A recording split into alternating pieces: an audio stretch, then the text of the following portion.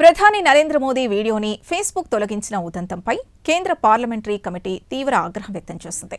Meta chief mark జుకర్బర్గ్కు 3 రోజుల గడువిస్తూ ఈలోగా క్షమాపణలు చెప్పాలని అల్టిమేటం జారీ చేసింది. లేకుంటే సేఫ్ హార్బర్ రక్షణను తొలగిస్తామని హెచ్చరించింది.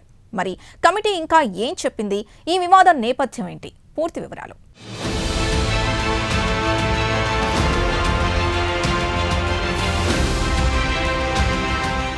దేశ ప్రజలకు తన వెర్షన్గా పూర్తి క్లారిటీతో కూడిన ఒక వీడియో ప్రధాని పోస్ట్ చేస్తే ఆ వీడియో డిలీట్ చేసిన విషయంలో మెటాపై కేంద్ర సర్కార్ సీరియస్గా ఉంది. ఆ ఇష్యూ తేలిగ్గా తీసుకోవట్లేదని తాజా పరిణామాలతో తెలుస్తోంది. అందులో భాగంగా ఫేస్బుక్ చీఫ్ జుకర్బర్గ్కు కేంద్ర సర్కార్ 3 రోజులు గడువిస్తూ అల్టిమేటం జారీ చేయడంతో వివాదం ఇప్పుడు అంతర్జాతీయంగా సంచలనం రేపుతోంది.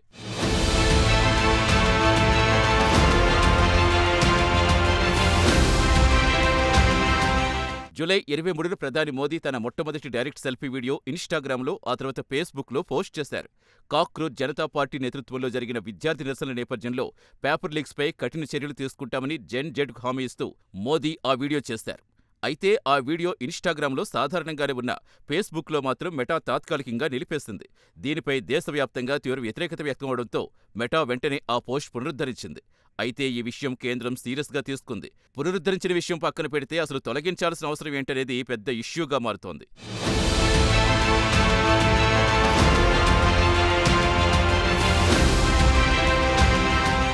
ఇప్పటి వరకు జుకర్బర్గ్ నుంచి ఎలాంటి వివరణ రాలేదు. దీంతో వివాదం తీవ్ర రూపం దాల్చే అవకాశం ఉందంటున్నారు పరిశీలకులు. ఈ నేపథ్యంలో దీనిపై ఈ వారం ప్రారంభంలో పార్లమెంటరీ కమిటీ ముందు మెటా అధికారులను హాజరుపరిచి కఠిన ప్రశ్నలు సంధించారు. కంపెనీ దీని టెక్నికల్ గ్లిచ్ అని క్షమాపణలు చెప్పినా ఐటీ మంత్రిత్వ శాఖ మాత్రం ఆ వివరణ అర్ధరహితమంటూ కొట్టిపారేసింది. టెక్నాలజీ కంపెనీగా మెటా తన సొంత టూల్స్ మెరుగుపరుచుకోవాల్సిన బాధ్యత ఉందని చెప్పింది. ఆ తర్వాత communications and information technology parliamentary కమిటీకి నేతృత్వం వహిస్తున్న బీజేపీ ఎంపీ నిషికాంత్ దుబే 140 కోట్ల మంది భారతీయుల ప్రతినిధైన ప్రధాని వీడియో తొలగించడం ప్రజాస్వామ్యంపై దాడి అంటూ ఆగ్రహం వ్యక్తం చేశారు. ఆయన ఆగ్రహం ఇప్పుడు ప్రభుత్వాగ్రహంగా తెరమీదకొస్తుంది. ఫేస్బుక్ ఈ విషయంలో బాధ్యులపై చర్యలు తీసుకోకపోతే సేఫ్ హార్బర్ అనే క్లాస్ తొలగిస్తామని, మార్క్ జుకర్బర్గ్ క్షమాపణలు చెప్పాల్సిందే అని, లేకుంటే కేసు నమోదయ్యే అవకాశం ఉందంటూ నిషికాంత్ దుబే ఆగ్రహం వ్యక్తం చేశారు.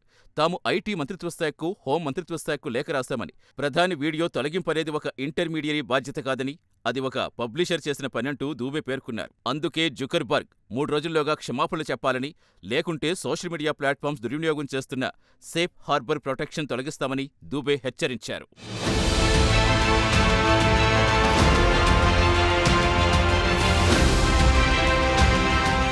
కేంద్ర ప్రభుత్వ హెచ్చరిక కేవలం మాటలకే పరిమితం కాదని, దాని వెనుక చట్టపరమైన పర్యవసనాలున్నాయని పరిశీలకులు భావిస్తున్నారు.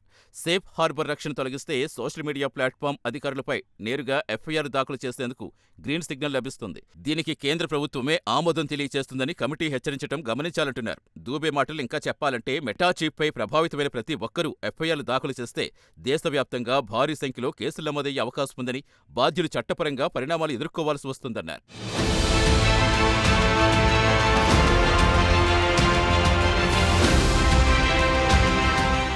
ఇక మెటాపై మరో తీవ్రమైన అంశం కూడా చర్చకొస్తుంది. ఇన్స్టాగ్రామ్లో పెయిడ్ ప్రకటనల్లో చైల్డ్ సెక్సువల్ అబ్యూజ్ మెటీరియల్ కనిపించడంపై మెటా ఇప్పటికే నియంత్రణ సంస్థల పరిశీలనలో ఉంది.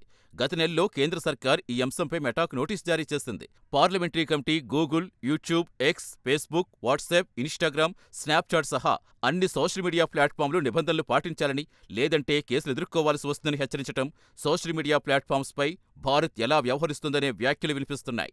చైల్డ్ సెక్సువల్ అబ్యూజ్ మెటీరియల్పై ఇప్పటికే పలు దేశాలు నిబంధనలు రూపొందిస్తున్నాయి.